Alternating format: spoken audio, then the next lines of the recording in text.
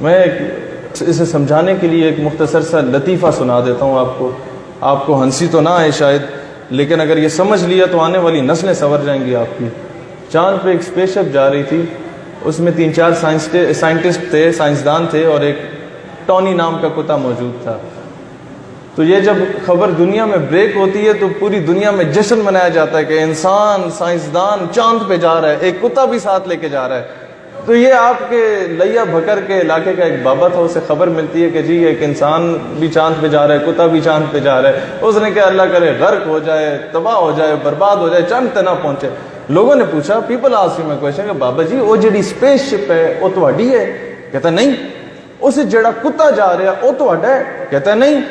اللہ اسے جڑا فیول ہے وہ تہاڈا ہوئے گا؟ کہتا نہیں جی وہ بھی مہنگا نہیں ہے۔ تو بابا جی وہ تہانوں مسئلہ کی ہے، what is the issue with you?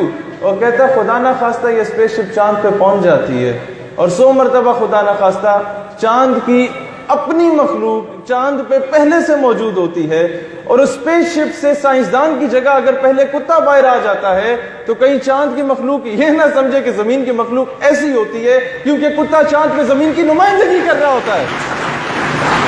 اپنے نمائندے اچھے چنیں،